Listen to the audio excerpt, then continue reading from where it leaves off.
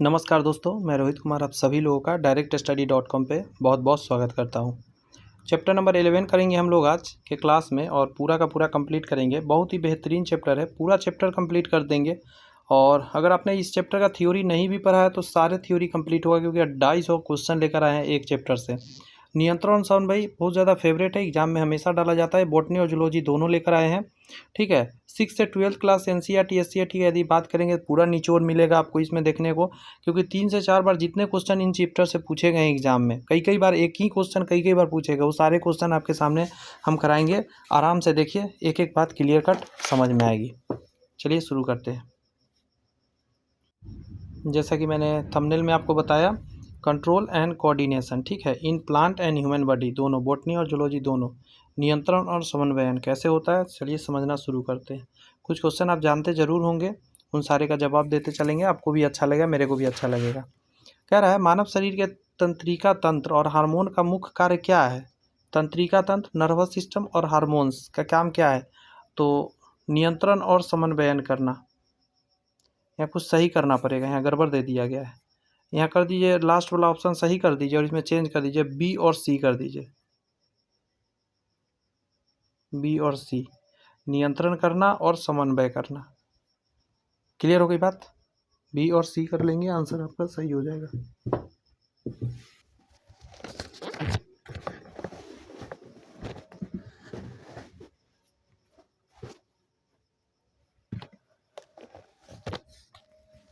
आगे यदि बात करें तो क्वेश्चन कर रहा है मानव शरीर में विभिन्न जैविक क्रियाओं का नियंत्रण कैसे होता है।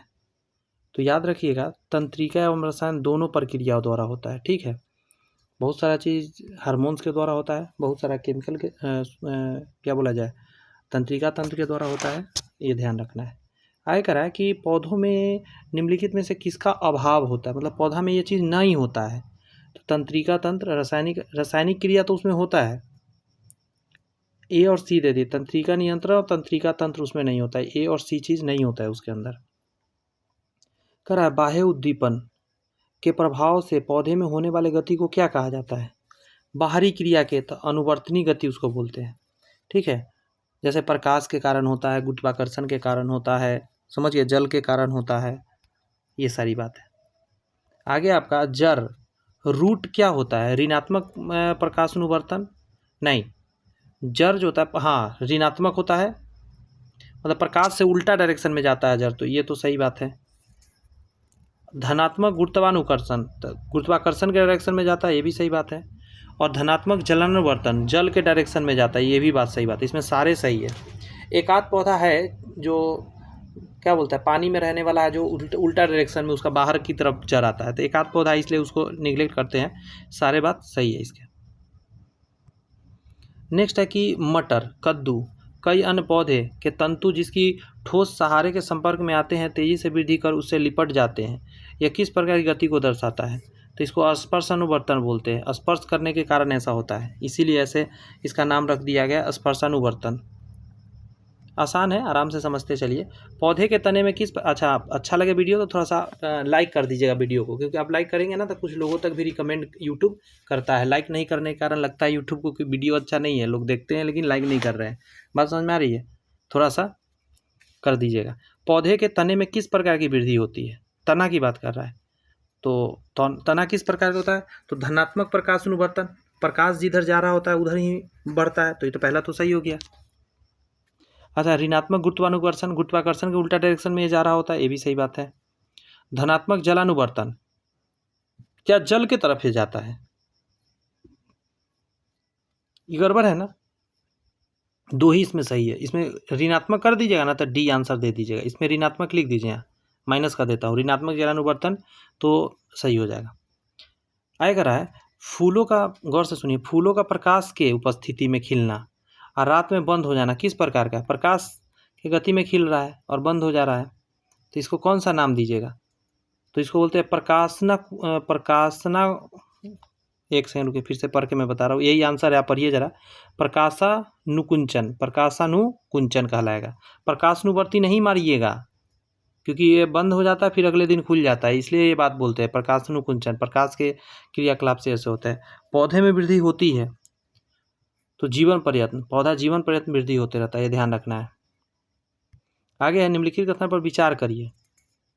पौधे में वृद्धि निरंतर अनियमित परिवर्तन में होता है। जी हाँ, कोई नियम कानून उसमें होता नहीं है, इसीलिए सही है। पौधे में वृद्धि निरंतर नियम से नहीं होता है कोई परिवर्तन। पौधे में वृद्धि का ग्राफ एस आकार का होता है, ये भी याद रखिएगा, एस आकार का होता है।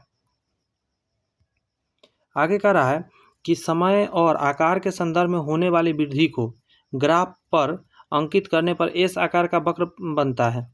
हाँ, ये सही बात है, समय और आकार के संदर्भ में होने वाली वृद्धि एस आकार का होता है। तो ये इसको बोलते हैं हम लोग क्या, सिग्माइड वक्र। क्या बोलते हैं, सिग्माइड वक्र बोलते हैं। एस आकार कहने से नहीं ना, उसका नाम क्या है वो बताया गया, सिग्माइड वक्र। पौधे में वृद्धि गतियों जो प्रकाश उद्दीपन के कारण होते हैं उसे क्या कहते हैं? पौधों की वृद्धि गतियों जो प्रकाश उद्दीपन के कारण होता है उसे क्या कहते हैं? तो 12 का आंसर आप देंगे हीलियोट्रापिज्म। हीलियोट्रापिज्म कहते हैं इसको हम। फिर से सुनिए, पौधे की वृद्धि गतियों जो प्रकाश उद्दीपन के कारण होते हैं उसे हम लोग हेलियोट्रिज्म बोलते हैं। नेक्स्ट है, छुई मुई के पत्तों में किस प्रकार की गति होती है? तो कंपना कुंचन, कंपन होता है तो फिर वो बंद होने लगता है। स्पर्श करने पर छुई मुई के पौधे पत्तियां क्यों मुरझा जाती हैं? पत्ती तो बहुत लोग छू के देखे भी होंगे, बहुत लोग नहीं देखें तो कभी मिले मौका तो जरूर छू के देखिएगा, सच में वो पैक कर लेता है अपने पत्ते को। इसका आंसर क्या दिया? पर्णाधार का स्फीति दाब बदल जाता है। पर्णाधार का स्फीति दाब, जहाँ से उसका जो कनेक्शन होता है ना, यहाँ पे कुछ ऐसा होता है कि इसका जितने पत्ती होते हैं ये पत्ती आपस में चिपकने लग जाते हैं, दोनों साइड वाले। आगे कह रहा है, सूर्य के प्रकाश की ओर बढ़ते हुए परोह तना का मुड़ना क्या कहलाता है? प्रकाश के हिसाब से मुड़ रहा है, तो इसका अभी बताया थे हम आपको, हिलियोट्रिज्म बोलते हैं, हिलियोटोप्रिज्म। नेक्स्ट अगर बात करिएगा तो सूर्यमुखी की सौर ट्रेकिंग सूर्य की दिशा में विचलन को कहा जाता है। आंसर क्या हो जाएगा? सूर्यावर्तन। आगे आपका, किस आधार के चारों ओर मटर के परतान का लिपटना उदाहरण है? आंसर क्या हो जाएगा? स्पर्शनानुवर्तन। स्पर्श करके ही बढ़ेगा ना मटर के पौधा। बाह्य उद्दीपन के प्रभाव के कारण पौधे में होने वाली चलन को क्या कहते हैं? बाहरी उद्दीपन के कारण जो होता है उसको क्या नाम दिया गया? थोड़ा देर पहले बताए थे आपको, इसको बोलते हैं अनुचलन। बाह्य उद्दीपन के पौधा में जो चलन होती है, लोकोमोशन होते हैं, उसको अनुचलन बोलते हैं।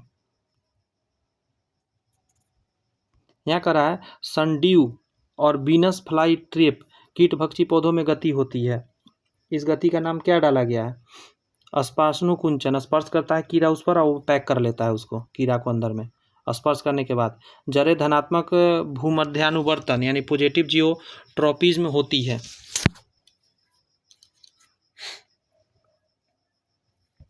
सदैव आंसर मत दीजिएगा, अधिकांश दीजिएगा। कुछ ऐसा है जिसमें मैंने बताया था कि ऊपर की तरफ जड़ आने लगता है, ऐसा नहीं कि हमेशा पॉजिटिव डायरेक्शन नीचे की तरफ जड़ जाता है, कभी कभी ऊपर की तरफ आने लग जाता है, ये भी ध्यान रखिएगा। पौधे के किस अंग की वृद्धि जब किसी विशिष्ट उद्दीपन की ओर होती है तो इस क्रिया को क्या कहा जाता है? किसी विशिष्ट उद्दीपन के तरफ हो रहा है तो इसको धनात्मक अनुवर्तन बोलते हैं, धनात्मक कहा जाता है। और जब उल्टा डायरेक्शन हो जाता है ऋणात्मक। जियोट्रोपिज्म क्या है? तो आंसर क्या दीजिएगा आप? आंसर गुरुत्वाकर्षण की प्रक्रिया के रूप में पौधे की वृद्धि।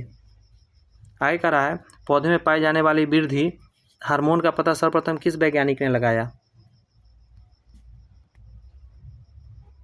तो आंसर क्या दीजिएगा? इसका आंसर दे दीजिए F.W. बेंट। पौधे में होने वाले वृद्धि से तात्पर्य क्या है? तो कोशिका विभाजन भी है, कोशिका दीर्घनन, कोशिका विभेदन, ये सारे आंसर दीजिए। यही है इसका कोशिका मतलब वृद्धि। पौधा में कोशिका का विभाजन हो रहा है तो भी कोशिका का दीर्घनन हो रहा है या कोशिका का विभेदन हो रहा है, इसी को हम लोग बोलते हैं कोशिका का पौधा का वृद्धि। ऑक्सिन हार्मोन का अत्यधिक निर्माण किस भाग में होता है? तो याद रखिएगा, इसको बोलते हैं हम लोग, एक सेकेंड मैं बताऊँ इसको। ऑक्सिन है ना, ये मेनली होता है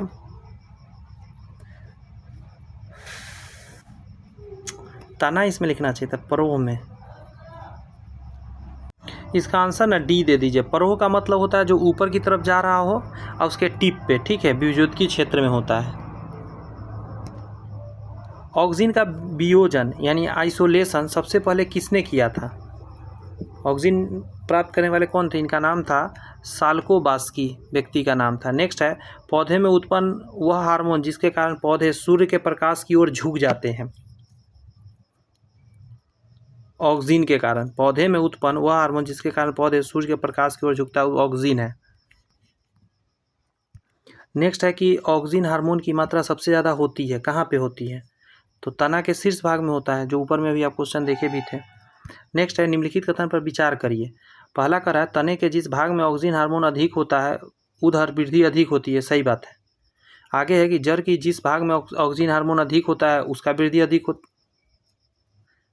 एक मिनट, जड़ के जिस भाग में ऑक्सीजन हार्मोन अधिक होता है उधर वृद्धि कम होती है। ध्यान रखिएगा, अपोजिट दोनों चीज़ है, दोनों इसलिए सही है।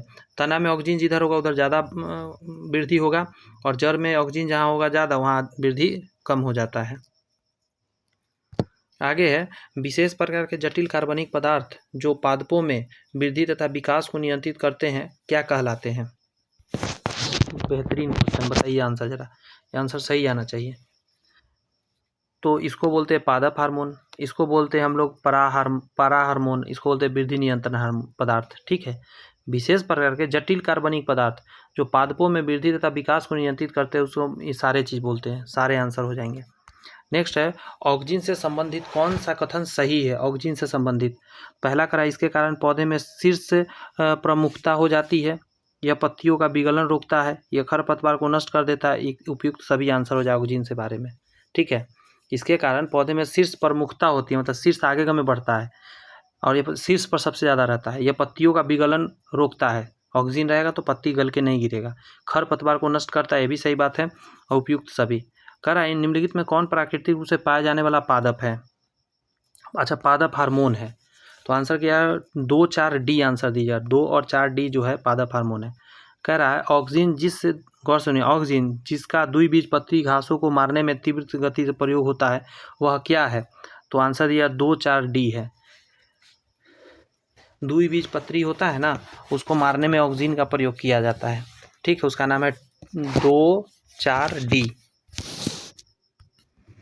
आगे सुनिए, कह रहा है कि ऑक्सीजन का अत्यधिक निर्माण होता है, ऑक्सीजन का परोह में, तो अभी कुछ देर पहले ही देखे थे क्वेश्चन, आंसर क्या दिया? परोह के विभेजोत्की क्षेत्र में।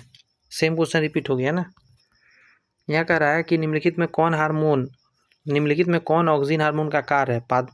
पादप उत्तकों एवं अंगों के आकार को बढ़ाना, विगलित परतें मतलब एब्जॉर्प्शन लेयर का निर्माण करना, जड़ों का निर्माण करना, इनमें सभी। तो इसका आंसर दिए इनमें सभी, सारे ऑक्सीजन का कार्य ही हैं। ऑक्सीजन भैया ये सारे काम करते हैं। पादप उत्तकों एवं अंगों को आकार को बढ़ाना, विगलित परत का निर्माण करना, जड़ों का निर्माण करना, ये सारे काम है ऑक्सीजन का। आगे आपका कह रहा है, यदि एक शाखा कलम ऑक्सीजन द्वारा उपचारित होती है तो क्या घटना होगा? तो कह रहा है कि कैलस निर्मित हो जाती है। क्या हो जाती है? कैलस निर्मित हो जाती है।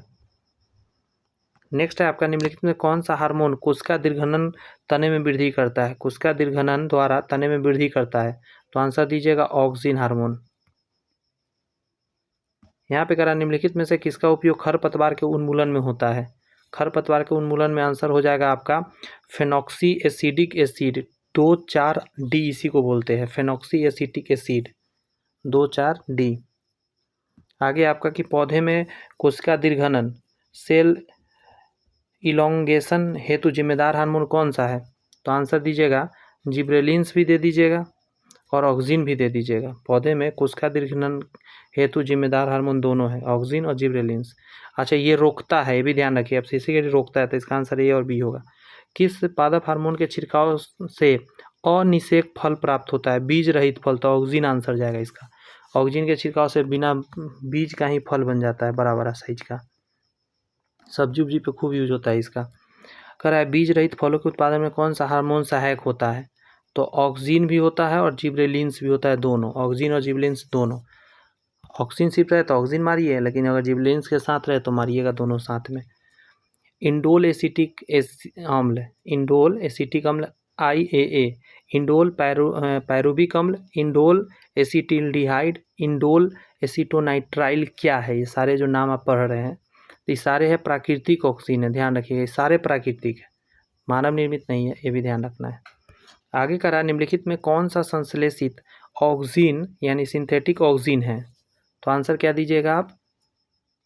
सारे 2,4-D, इंडोल ब्यूटेरिक एसिड और नेप्थेलिन एसिटिक एसिड, ये सारे क्या है? संश्लेषित ऑक्सीन के अंतर्गत आते हैं सारे। यहाँ कह रहा है सही बताना है। पहला है नींबू, अंगूर, संतरा, केला आदि फलों की बीज रहित बनाने में ऑक्सीन उपयोगी होता है, ये तो सही बात है। नेक्स्ट कह रहा है कि सेब, नाशपाती, टमाटर फलों को बीज रहित बनाने में ऑक्सीन की तुलना में जिबरेलिन्स अधिक उपयोगी, ये भी सही बात है। जैसे सेब हो गया ना, नाशपाती हो गया, टमाटर हो गया, ये फल में बीज रहित बनाने में जिबरेलिन्स इंपॉर्टेंट है। नींबू, अंगूर, संतरा, केला में आपका ऑक्सीन इंपॉर्टेंट है। दोनों पॉइंट इसके सही है दोस्त। आगे है कि निम्नलिखित में कौन सा हार्मोन पादप कोशिकाओं को इस प्रकार बढ़ाने के लिए प्रेरित करता है कि जिससे कि पादप प्रकाश की ओर मुड़ा हुआ प्रतीत होता है, प्रकाश के इधर ले जाता है। ऑक्सीन है ये काम कराने वाला, ठीक है। नेक्स्ट है कि प्रकाशनुवर्तन संचलन किस हार्मोन के द्वारा नियंत्रित होता है? तो आपका आंसर आ जाएगा ऑक्सीन हार्मोन द्वारा। पादप वृद्धि हार्मोन जिब्रेलिन्स किससे निकाले जाते हैं? जिब्रेलिन्स से, जो पादप हार्मोन जिब्रेलिन्स है, किससे निकाला जाता है? तो ये निकाला जाता है आपका कवक के पौधा से, ठीक है, ध्यान रखने वाली बात है। आगे कि किस हार्मोन की सहायता से बृहद आकार के फलों एवं फूलों का उत्पादन होता है? बड़ा बड़ा साइज का छिड़काव करेंगे, बड़ा बड़ा हो जाएगा, आंसर हो जाएगा जिब्रेलिन्स। नेक्स्ट है कि सर्वप्रथम जिब्रेला फ्यूजी कुराई या फ्यूजेरियम कवक में जिब्रेलिन्स हार्मोन का खोज किसने किया था? देखते हैं, ऑप्शन पर आइए, आंसर डालिए कुरोसोवा। आंसर क्या होगा? कुरोसोवा ने ऐसा किया था। निम्नलिखित में कौन सा हार्मोन बीजों के प्रसुप्ति भंग कर उसे अंकुरित करने के लिए प्रेरित कर रहा होता है? तो जिब्रेलिन्स, अंकुरित करने वाला जिब्रेलिन्स है, ध्यान रखना है। निम्नलिखित में कौन सा हार्मोन बीजों के प्रसुप्ति भंग कर उसे अंकुरित करने के लिए प्रेरित करता है? तो आंसर क्या दीजिएगा? जिब्रेलिन्स। लेकिन एक सेकंड, यहाँ दो ऑप्शन मिला दिया, तो ये ऑप्शन दीजिए इसका डी, साइटोकाइनिन भी आंसर होता है, इसका डी देना पड़ेगा। जैसे पिछला क्वेश्चन में आप साइटोकाइनिन नहीं था तो जिब्रेलिन्स दिए थे, लेकिन यहाँ पे दोनों ऑप्शन अगर मौजूद है तो दोनों काम करता है अंकुरित बीज को बढ़ाने में। डी आंसर दीजिए। आगे आपका निम्नलिखित में कौन सा हार्मोन जीर्णता को रोकते हैं एवं क्लोरोफिल को काफ़ी समय तक नष्ट नहीं होने देते हैं, लंबे समय तक रोक के रखता है? तो आंसर जाएगा आपका साइटोकाइनिन ये काम करता है। साइटोकाइनिन जो है वो हार्मोन जीर्णता को रोकता है और क्लोरोफिल को लंबे समय तक बनाए रहता है क्लोरोप्लास्ट के अंदर। पौधों में पाया जाने वाला कार्बनिक रासायनिक पदार्थ है जो ऑक्सीजन की सहायता से कोशिका विभाजन एवं कोशिका द्रव विभाजन में सहायता करते हैं। 53 का आंसर निकल कर आएगा आपका साइटोकाइनिन ने काम कर रहा होता है। फिर से सुनिए, पौधों में पाए जाने वाले कार्बनिक रासायनिक पदार्थ जो ऑक्सीजन की सहायता से कोशिका विभाजन एवं कोशिका द्रव्य विभाजन में सहायता करते हैं। Cytokinin is your answer. किस हार्मोन के प्रयोग से पत्तियां अधिक समय तक हरी और ताज़ी बनी रहती है? ताज़ा हरा रखना है तो साइटोकाइनिन का छिड़काव करना होगा। कोशिका विभाजन में मदद करने वाले हार्मोन कौन सा है? अभी कई बार हमने देखा, साइटोकाइनिन इज योर आंसर। कोशिका विभाजन जब भी हो, साइटोकाइनिन। बीज अंकुरन के समय किसके द्वारा संचित भोजन गतिशील हो जाता है? तो आंसर दिया जिब्रेलिन्स। पुष्पीकरण के तुरंत पहले पर्व में वृद्धि अर्थात बोल्टिंग दर्शाता है। क्या दर्शाता है? जिब्रेलिन्स दर्शाता है बोल्टिंग। आगे है कि पुष्पन के समय कम ताप पर आवश्यकता होती है। पुष्पन के लिए कम ताप की आवश्यकता होता है। कम ताप पर ताप आधारित पुष्पन की क्रिया को क्या कहा जाता है? तो इसको बसंतीकरण बोलते हैं, यानी बसंत के समय में कम ताप में फूल ज़्यादा खिलता है, इसीलिए। हार्मोन जो बसंतीकरण की आवश्यकता को बदलता है वो कौन सा है? उसको हम लोग बोलते हैं दोस्त, दोनों तो एक ही चीज़ है, दोनों मार सकते हैं, ऐसे जिब्रेलिन्स मारिए ज़्यादा अच्छा रहेगा। एगो प्लुरल एगो सिंगुलर है। निम्नलिखित में कौन जिब्रेलिन का प्रभाव नहीं है? जिब्रेलिन का प्रभाव पूछ रहा है, नहीं है, बताइए आप। गन्ने के तने में लंबाई में वृद्धि, फलों के जीर्णता में देरी, अंगूर के टंडल के लंबाई में वृद्धि, प्रसुप्ति निष्क्रियता। ये एफसीसी के सीड करता है। सक्रियता रहता तो आंसर हो सकता था, निष्क्रियता है ना, तो यही आंसर होगा। ये काम नहीं होता है इसका। गन्ने में चीनी का उत्पादन बढ़ाने के लिए किसका छिड़काव किया जाता है? तो आंसर क्या दिया? जिब्रेलिन्स का छिड़काव किया जाता है। नारियल पानी में मुख्यतः पाया जाता है, नारियल पानी में मुख्यतः क्या पाया जाता है? साइटोकाइनिन, साइटोकाइनिन पाया जाता है। नेक्स्ट, निम्नलिखित में किसके उपयोग से आनुवांशिकता बौने पौधे को लंबा बनाया जाता है? बौना पौधा है लेकिन लंबा बना देंगे छिड़काव करने से। क्या करिएगा छिड़काव? तो आप कहिएगा जिब्रेलिन्स छिड़काव करेंगे। निम्नलिखित में से कौन सा पादप हार्मोन का निम्न ताप का प्रतिस्थापित करता है? आंसर क्या दीजिएगा? जिब्रेलिन्स करता है। आगे है शिखर प्रभुत्व, एपिकल डोमिनेंस से प्रभाव को निम्न से कौन सा हार्मोन नियंत्रित कर देता है? तो आंसर दीजिएगा क्या? साइटोकाइनिन करता है। आगे है कि निम्नलिखित में कौन सा हार्मोन बीजों को सुषुप्तावस्था में रखता है तथा पत्तियों के विगलन में मुख्य भूमिका निभाता है? तो एफसीसी के सीड आंसर हो जाएगा इसका। आगे कहा जा रहा है कि निम्नलिखित में किस हार्मोन का तनाव हार्मोन स्ट्रेस हार्मोन कहा जाता है? स्ट्रेस हार्मोन में एफसीसी के सीड आ जाता है। निम्नलिखित में कौन सा कोशिका अंगक एब्सिसिक अम्ल का संश्लेषण कर देता है? तो आंसर क्या हो जाएगा? हरित लवक। निम्नलिखित में कौन सा हार्मोन पौधे में वृद्धि का संपादन करता है? किसके वजह से वृद्धि होता है? तो आंसर दीजिए ABC। एफसीसी के सीड को लिखते हैं ABA लिखते हैं एफसीसी के सीड को।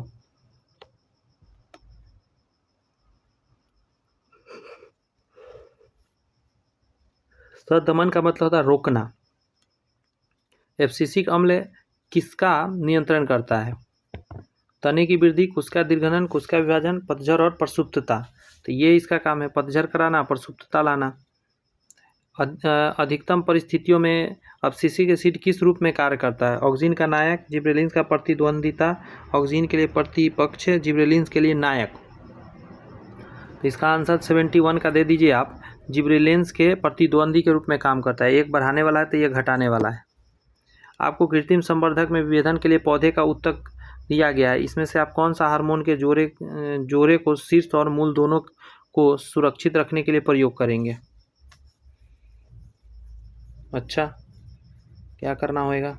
आंसर इसका जानते हैं क्या हो जाएगा? ऑक्सीन और साइटोकाइनिन आंसर देना होगा, क्योंकि इसमें बात कर रहा हम जड़ और मूल दोनों का। निम्नलिखित में कौन सा एक प्राकृतिक फल पकाने वाला हार्मोन है? प्राकृतिक फल पका देता है, एथिलीन आंसर हो जाएगा। एथिलीन गैस पौधे में सेबों के परिपक्व होने की क्रिया को धीमी करता है, टमाटरों को परिपक्व होने में से रोकता है, फलों के परिपक्व होने की क्रिया को तेजी करता है। आंसर क्या हो जाएगा? C, फलों के तेजी करता है। आगे, पौधे में गैस के रूप में पाया जाने वाला हार्मोन कौन सा है? गैस के रूप में पाया जाने वाला हार्मोन पौधों में, तो आंसर क्या दीजिएगा? एथिलीन है, गैस के रूप में पाया जाता है हार्मोन।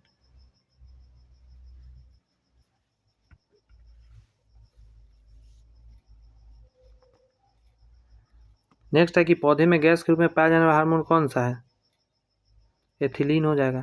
आगे है कि निम्नलिखित में कौन सा हार्मोन अनानास में पुष्पन को प्रेरित करता है? अनानास का पौधा में ना पुष्पन को प्रेरित करने वाला एथिलीन ही है। निम्नलिखित में कौन सा युग्म सही सुमेलित नहीं है? गड़बड़ पूछ रहा है। ऑक्सीजन वृद्धि के लिए ये तो सही है। जिब्रेलिन्स जिब्रेला फ्यूसेरिमा कवक से मिलता है, भी सही है। साइटोकाइनिन हेयरिंग शुक्राणु DNA से मिलता है, हेयरिंग शुक्राणु DNA से मिलता है।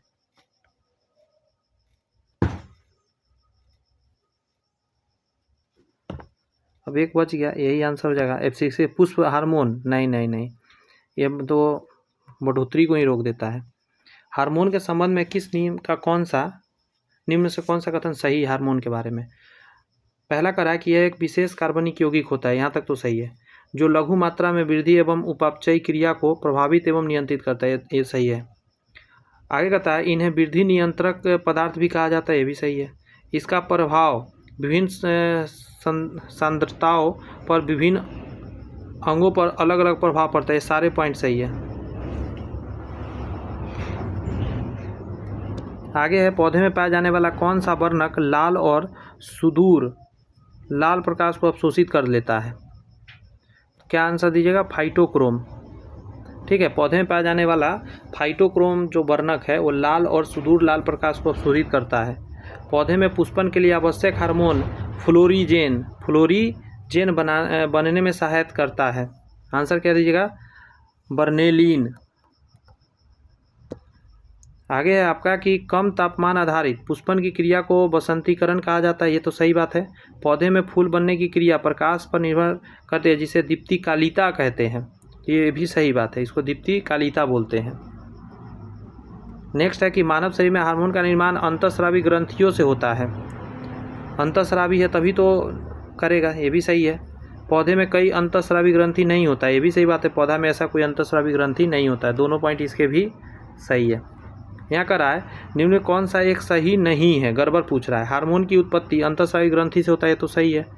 अंतःस्रावी ग्रंथि को नलिका विहीन ग्रंथि भी कहा जाता है, ये भी सही बात है। हार्मोन रक्त में घुलकर पूरे शरीर में परिवहित होते हैं, भी सही बात है। नेक्स्ट है सभी हार्मोन प्रोटीन के निर्मित होते हैं, ये गलत बात है, प्रोटीन के नहीं होते सर। निम्नलिखित में कौन सी ग्रंथि मस्तिष्क में स्थित नहीं है? मस्तिष्क में पीयूष, हाइपोथैलेमस, पीनियल और थायराइड। अब आप बता दीजिए, मुझे पता है। थायराइड जो है मस्तिष्क में नहीं है, ध्यान रखिएगा। कह रहा है पीयूष ग्रंथि की क्रिया को नियंत्रित करने के लिए रिलीज फैक्टर इनहिबिटरी फैक्टर का निर्माण करता है, तो हाइपोथैलेमस आंसर हो जाएगा। ये काम हाइपोथैलेमस का है। नेक्स्ट है कि पीयूष ग्रंथि के संबंध में निम्न से कौन सा एक सही नहीं है? पीयूष ग्रंथि के बारे में क्या है? यह मानव शरीर का सबसे छोटा ग्रंथि है, तो सही है। यह मास्टर ग्रंथि, ये भी सही है। इस ग्रंथि के हार्मोन थायराइड, एड्रीनल, ब्रिक और अंडाशय में हार्मोन के निर्माण को निष्कासन का नियंत्रण करता है, ये भी सही है। इस ग्रंथि से एकमात्र हार्मोन नहीं GH निकलता है, ऐसा नहीं है दोस्त। इसमें से बहुत सारे हार्मोन निकलते हैं, 6-7 तरह का। उस ग्रंथि का नाम बताइए जो अंतःस्रावी ग्रंथि को कार्य को नियंत्रित करता है, उसका नाम है पीयूष ग्रंथि। तो दूसरे को भी कंट्रोल करता है, खुद को चला रहा है, दूसरों को भी चला रहा है। वृद्धि हार्मोन का स्राव कहाँ से होता है? वृद्धि हार्मोन की बात कर रहा है, तो याद रखिएगा पीयूष ग्रंथि से वृद्धि हार्मोन का स्राव होता है। GH बोलते हैं इसको, ग्रोथ हार्मोन। पीयूष ग्रंथि अपने प्रेरक हार्मोन से एक सेकेंड, हाँ, प्रेरक हार्मोन से अंतःस्रावी ग्रंथि को नियंत्रित करता है, ये सही बात है। निम्नलिखित में से कौन सा अंतःस्रावी ग्रंथि पीयूष ग्रंथि से स्वतंत्र कार्य करता है? हाँ, ये अच्छा क्वेश्चन है, स्टार लगा लीजिए। ये बहुत लोग को लगता है सारे है। पैराथायरॉइड ग्रंथि जो है ना, ये कहता है भाई पीयूष मैं तेरा बात तो ना सुनूंगा, सबको सुनाओ, मेरे को ना सुनाओ, बस समझे। पैराथायरॉइड अपना हिसाब से चलता है। सही बताना है। पहला करा पीयूष ग्रंथि सबसे छोटा अंतःस्रावी ग्रंथि है, सही है। थायराइड ग्रंथि सबसे बड़ी अंतःस्रावी ग्रंथि है, ये भी सही बात है। थायराइड अंतःस्रावी में सबसे बड़ा है।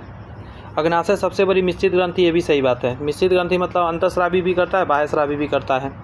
आगे है थायराइड ग्रंथि से थायरॉक्सिन हार्मोन स्रावित करने के लिए उत्तेजित करने वाले अंतःस्रावी हार्मोन कौन सा है? तो इसको बोलते हैं TSH, थायराइड स्टिमुलेटिंग हार्मोन। क्या नाम है इसका full form? Thyroid stimulating hormone.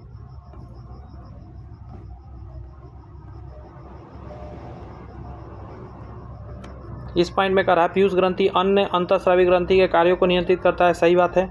Hypothalamus ग्रंथि पीयूष ग्रंथि के कार्यों को नियंत्रित करता है। हाइपोथैलेमस जो है वो पीयूष ग्रंथि को कंट्रोल करता है। हाइपोथैलेमस जो है ग्रंथि पीयूष ग्रंथि को कार्य का नियंत्रण करता है, ये भी सही बात है। यही तो है जो पीयूष ग्रंथि को कहता है भाई मेरे हिसाब से थोड़ा चल ले।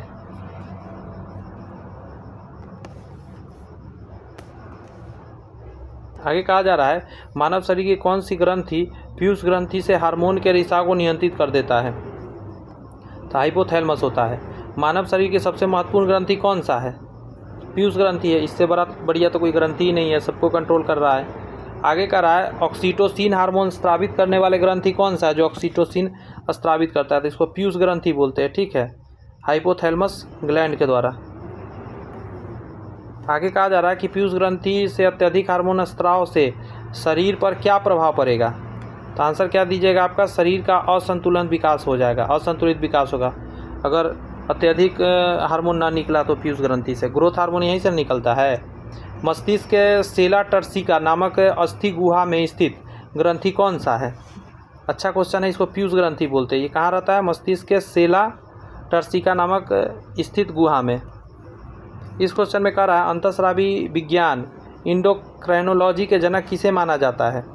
तो आप कहेंगे कि थॉमस एडिसन को माना जाता है। वयस्कों में वृद्धि हार्मोन के अल्प स्राव से एक्रोमीगेलिकी रोग नाम के हो जाता है बीमारी। ये गलत है। इसमें होने वाला बीमारी है साइमंड। क्या है? वयस्क में वृद्धि हार्मोन के अल्प स्राव से जो बीमारी होती है उसका नाम है साइमंड रोग, और वयस्कों में वृद्धि हार्मोन के अति स्राव से जो बीमारी होता है उसका नाम है एक्रोमीगेलिकी रोग। क्लियर है? उल्टा दिया हुआ है, दोनों गलत है इसके। यहाँ करा है वृक्क नलिका में मूत्र की सांद्रता नियंत्रित करने वाला कौन सा हार्मोन है? तो अभी पहले बताया थे एक बार, विसोप्रेसिन आंसर हो जाएगा। ऑक्सीटोसिन हार्मोन क्या है? तो कहिएगा जन्म हार्मोन भी है, दूध निष्कासन हार्मोन भी है, और आलिंगन या प्रेम हार्मोन भी है। जब गले मिलते हैं या किसी के साथ प्यार मोहब्बत करना हो तो उसमें आपको ये हार्मोन ऑक्सीटोसिन ज़रूरत होता है। जन्म के समय बच्चा का ये इम्पोर्टेंट है, इसके जितना जल्दी स्राव होगा उतना अच्छा से महिला पुश कर पाएगी, बच्चा बाहर निकलेगा। आगे कहता है दूध का निर्माण भी इसी हार्मोन के द्वारा होता है महिलाओं के अंदर। आगे कह रहा है कि निम्नलिखित में से कौन सा हार्मोन स्त्रियों में दूध ग्रंथि के स्राव को प्रेरित कर रहा होता है? तो आंसर क्या दीजिएगा? प्रोलैक्टिन। क्या है? प्रोलैक्टिन आंसर हो जाएगा। पीयूष ग्रंथि मस्तिष्क के किस भाग से जुड़ा रहता है? मस्तिष्क से कहीं ना कहीं तो कनेक्ट है, तो आंसर क्या दीजिए? हाइपोथैलेमस से कनेक्ट होता है, इसलिए ये कंट्रोल भी करता है इसको। कह रहा किस अंतःस्रावी ग्रंथि को हार्मोन बनाने हेतु आयोडीन की आवश्यकता होती है? तो आंसर क्या दीजिएगा आपका? थायराइड। आयोडीन बनाने के इम्पोर्टेंट है। आगे कह रहा निम्न कौन सा अस्त्रावी ग्रंथि गले में स्थित होता है? गर्दन की बात कर रहा है, तो बताइए जरा गला में कौन सा स्थित होता है? जानते इसको छोड़ दीजिए, एड्रीनल को। अबटू या पारा अबटू दोनों रहता है, ध्यान रखिए, गला में स्थित अबटू और पारा अबटू। आगे करा निम्नलिखित में से किस ग्रंथि के कार्यप्रणाली प्रभावित होने पर मिक्सिडीमा रोग हो जाता है? तो आंसर क्या दीजिएगा? थायराइड। आगे है कि ग्रेव रोग कौन सा है? ग्रेव रोग। तो आंसर क्या दीजिएगा? अधिक उपापचय के कारण उत्पन्न रोग को ग्रेव रोग कहा जाता है। नेक्स्ट है आपका कि कुछ महिलाओं के चेहरे पर बाल उग जाने का कारण क्या होता है? बाल आ जाना दाढ़ी जैसा, तो हार्मोन ही होता है। महिलाओं में पुरुष निषेचित लक्षणों का विकास को विरिलिज्म कहा जाता है। महिलाओं में पुरुष वाला लक्षण दिखने लगना है, तो ये सही बात है, इसको विरिलिज्म बोलते हैं। अब पुरुषों में महिला के लक्षण का प्रकट होने को हम लोग क्या बोलते हैं? क्या बोलते हैं उसको? गाइनेकोमास्टिया बोलते हैं। गाइनेकोमास्टिया, दोनों सही पॉइंट है। नेक्स्ट है निम्नलिखित में से कौन सी ग्रंथि शरीर में जैविक घड़ी का नियमन करके सोने जागने की क्रिया को नियंत्रित करता है? कब सोना है कब जगना है हमारे माइंड में, तो इसको पीनियल ग्लैंड बोलते हैं। थाइमस ग्रंथि संबंधित है। थाइमस ग्रंथि संबंधित है, आंसर क्या दीजिएगा? फिन्सोसाइट एवं एंटीबॉडी निर्माण में, ठीक है, ये थाइमस ग्रंथि का संबंध है। LH और FSH किस प्रकार का हार्मोन माना जाता है? तो इसी को हम लोग बोलते हैं गार्नेडोट्रोपिक हार्मोन के रूप में हम लोग जानते हैं इन दोनों हार्मोन को। निम्नलिखित में से कौन सा दोनों बाह्यस्रावी और अंतःस्रावी के रूप में व्यवहार नहीं करता है? पीयूष, अग्नाशय, वृषण, अंडाशय। तो आंसर इसका सही देना रहेगा पीयूष दीजिए। पीयूष ग्रंथि बाह्य तो नहीं करता, अंत ही करता है, लेकिन अग्नाशय हो गया, वृषण हो गया और अंडाशय हो गया, ये तीनों जो है मिश्रित ग्रंथि की तरह काम करता है। बाह्य निषेचन बाह्य स्त्रावन और अंतःस्रावन दोनों करता है। मनुष्य में निम्नलिखित में से कौन सा अंतःस्रावी ग्रंथि जोड़े के रूप में नहीं पाई जाती है? मनुष्य में निम्नलिखित में से कौन सा अंतःस्रावी ग्रंथि जोड़े के रूप में नहीं पाई जाती है? तो आंसर हो जाएगा पीयूष ग्रंथि। उसके अलावा ये जितना देख रहे थे, एड्रीनल हो गया, अंडाशय हो गया, वृषण हो गया, ये सभी दो रूप में दो पीस पाया जाता है। थायराइड ग्रंथि से थायरॉक्सिन हार्मोन का स्राव करती है, तो आंसर क्या हो जाएगा? उपापचयी दर को नियंत्रित करने के लिए। फिर से सुन लीजिए, अच्छा क्वेश्चन है। थायराइड ग्रंथि से थायरॉक्सिन हार्मोन का स्राव होता है उपापचयी दरों को नियंत्रित करने के लिए। आगे है निषेचित अंडाणु के इम्प्लांटेशन के लिए निम्नलिखित हार्मोन कौन सा है? तो इसको बोलते हैं प्रोजेस्टेरॉन बोलते हैं इसको। कॉपर लुटियम क्या स्रावित करता है? तो क्या हो जाएगा? प्रोजेस्टेरॉन स्रावित करता है। आगे है ग्राफियन फॉलिकल का स्राव होता है एस्ट्रोजन से। कहाँ होता है? एस्ट्रोजन से।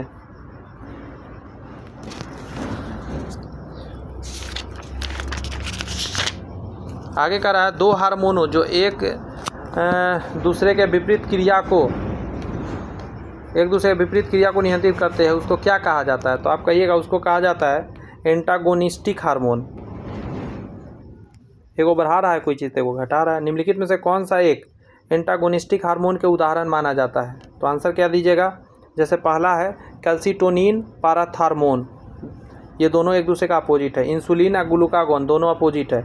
गैस्ट्रीन एरोगेस्ट्रॉन ये उल्टा है। इसमें डी आंसर, ये सभी एक दूसरे के उल्टा है। आगे का रहा है एपिनेफ्रीन तथा नॉरएपिनेफ्रीन एड्रीनल तथा नॉरएड्रीनल हार्मोन है। तो इसका आंसर क्या दीजिएगा? आपातकालीन हार्मोन के रूप में हम लोग इसको जानते हैं। ठीक है, एपिनेफ्रीन तथा नॉरएपिनेफ्रीन को